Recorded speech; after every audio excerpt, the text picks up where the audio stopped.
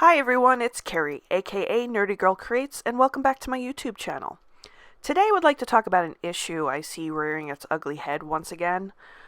Last week we talked about the me problem, which focused on creators being hired by corporations to work on franchises that the creators did not own and have a loyal fan base, and how the creators ignore those fans, as well as ignoring the history of the characters and changing it to their liking. Today, we're going to focus on what I like to call the I was first problem.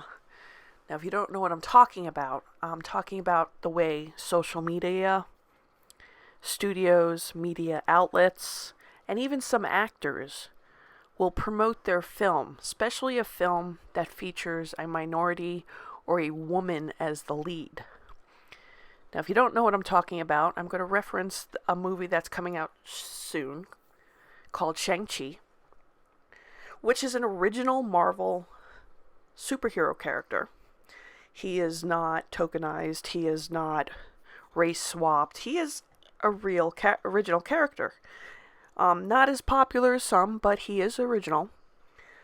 Recently, the actor, and I'm going to attempt to say his name, so I apologize if it does not come out correctly, Simu Liu, was interviewed by Games Radar about the upcoming film. And he had a quote that was interesting. He was talking about how the movie, and this is the quote, "It's a beautiful and exciting new origin story for this character that a lot of the world hasn't heard of before," says Liu. "And it means that kids growing up today will have what I didn't, which are characters that are aspirational, that also reflect their lived experience." Okay. Now, people can take that many ways, listening to it. He's not stating this is the first Asian superhero in the MCU. He is not stating that this is even a superhero.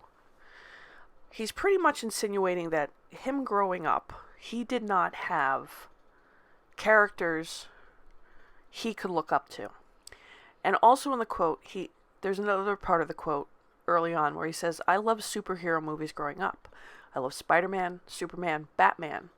But I was always keenly aware that people who look like me could not look like that." Okay. Now, from what I understand, this actor, he's in his 30s. Alright, I'm, not to age myself, a little older than that. And growing up, my father was a big fan of fantasy, action, and Asian cinema. So I watched a lot of Conan growing up, a lot of the Stallone type movies, and a lot of Asian kung fu movies. Now, before I was even born, the most popular guy of all was Bruce Lee. I mean, he kind of broke that glass ceiling, if you may say. He became pretty famous first on the Green Hornet TV show, a superhero TV show, playing Kato, the sidekick to the Green Hornet. But if you were in China, they renamed the show the Kato Show, because they saw him more as the superhero than they did the Green Hornet. Also, growing up, I had Jackie Chan. I saw a lot of Jackie Chan movies. I saw a lot of Jet Li movies. Michelle Yeoh, who co-starred with them a lot. I remember in the early 2000s, I was watching Crouching Tiger, Hidden Dragon.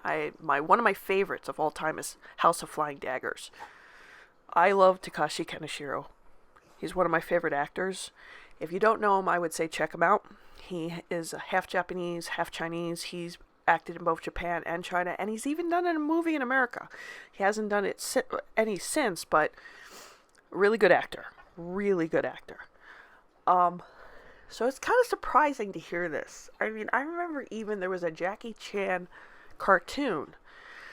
Then you have Japan with a whole lot of Japanese superhero characters in anime and live action movies. I mean, I think it was Super Sentai, who was the original Power Rangers.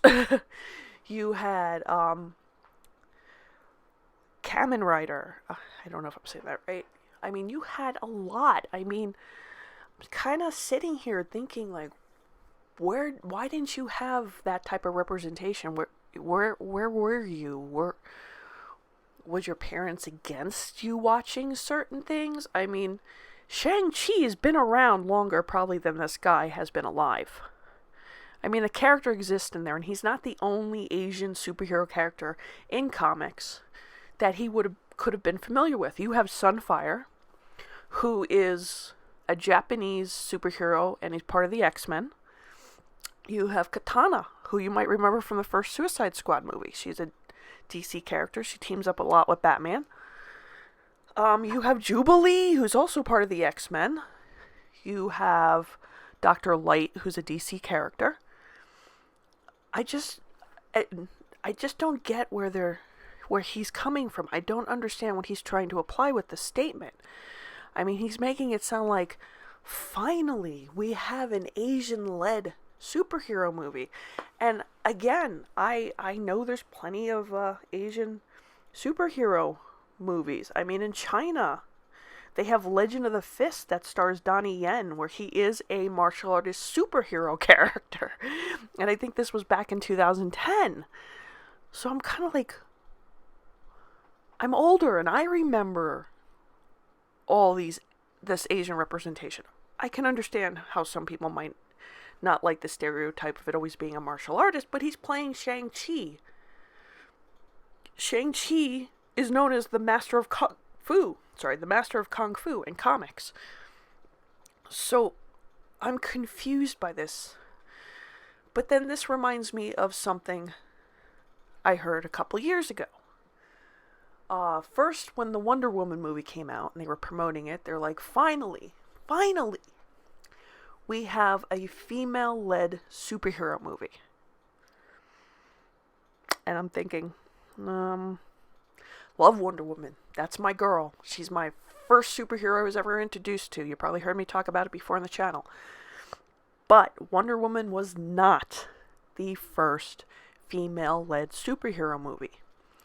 I would say it was probably the first most successful female-led superhero movie, but it was not the first. When I was a kid, they had a spin-off of the Christopher Reeves Superman movies called Supergirl, starring Helen Slater. It wasn't that great, I'm not gonna lie. When you're a kid, though, you don't see that right away. I mean, Helen Slater looked great as Supergirl, but it wasn't very good. But there was still Supergirl had a movie. You also had Elektra, which spun off that really bad Daredevil movie with Ben Affleck, with Jennifer Garner playing the character. I mean, you can go on. I mean, even as much as I can't stand it, you had Halle Berry playing Catwoman in a solo movie. So to sit there and claim Wonder Woman was the first, no, it wasn't. It was the first better movie with a female superhero lead, but it was not the first female superhero lead movie. Well, then that movie does well in the box office, and then Marvel drops Captain Marvel. Same thing. They finally have a female-led superhero movie. I'm like, seriously, you just had Wonder Woman and you're going to play this card again. Why? And I see the same thing happening with Shang-Chi. I go online and I type in Shang-Chi, and all these news articles are like hyping it up like the first Asian-led superhero movie. And I'm kind of like, no, do your research. If you're saying it's the first Asian superhero in the MCU, you're still wrong. Because you've had Quake on Agents of S.H.I.E.L.D. if you want to still count that as continuity with the MCU. You have Wong in Doctor Strange. I mean, you even have Agent May from Agents of S.H.I.E.L.D.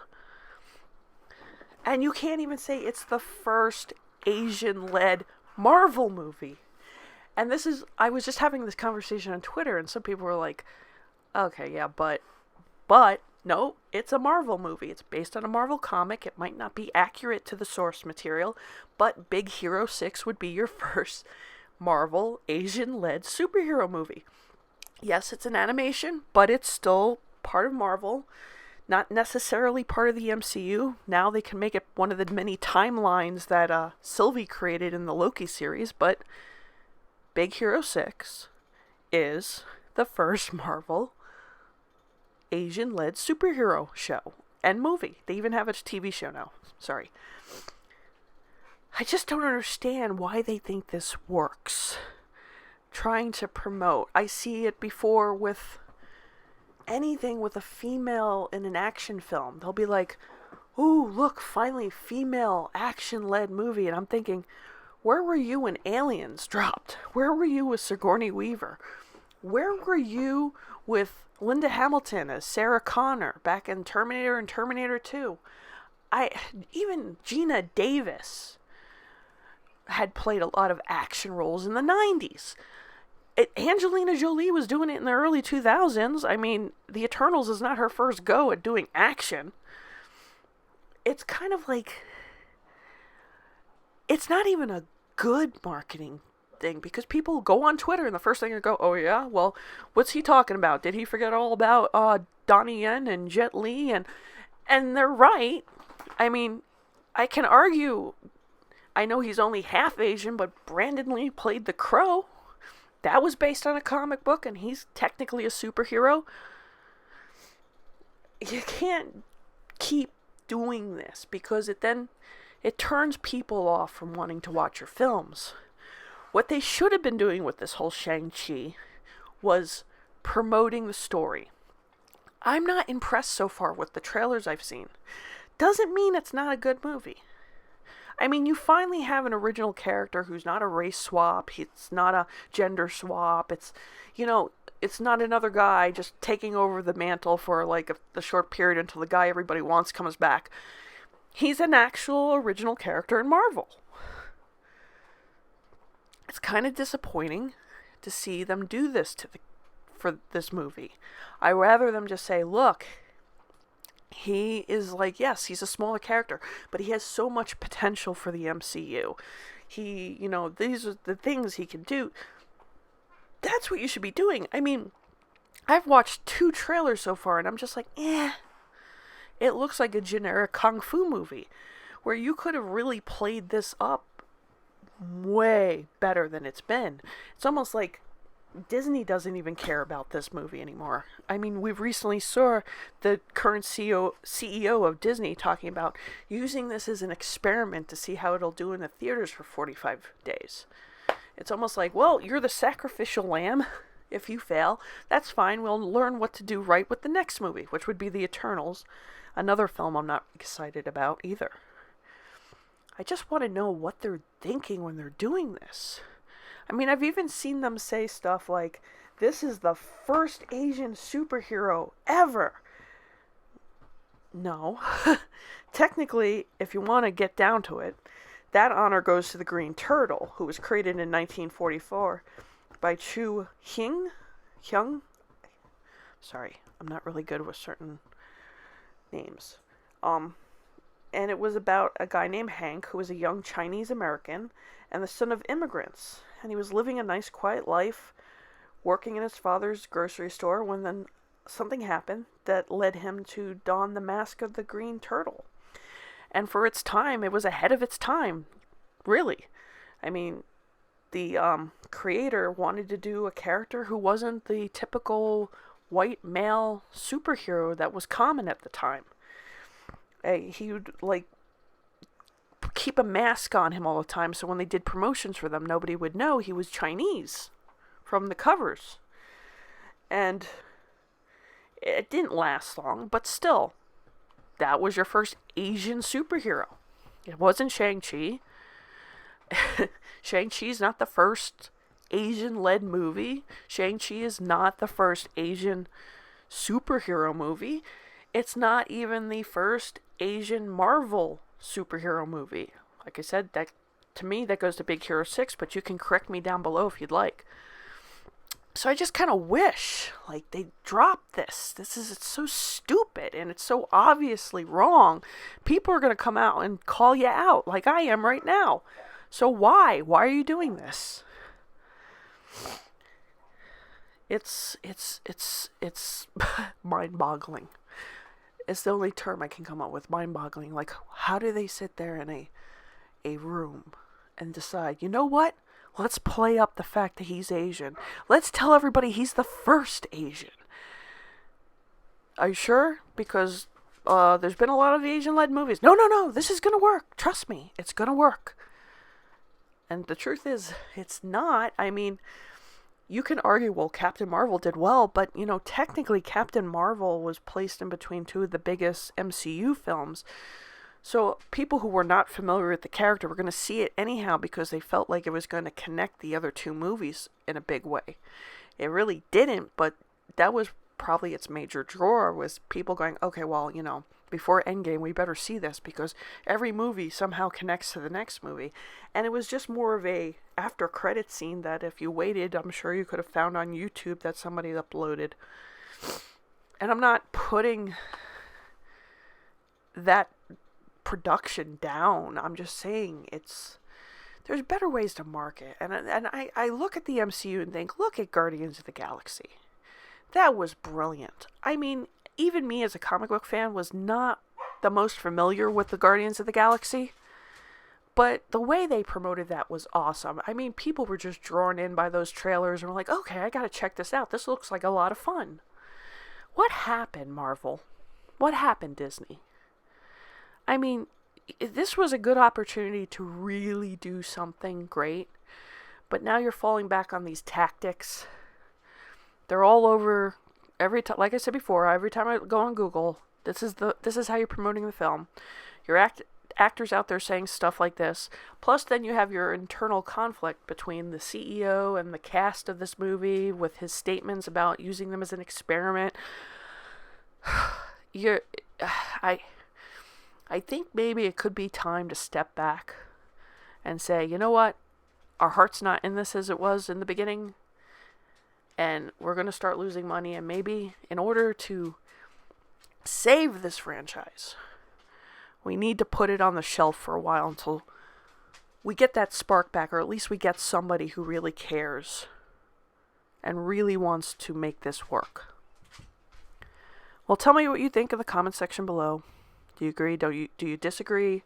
What are your thoughts on this? And don't forget to like, share, and subscribe. And I'll see you on the next video.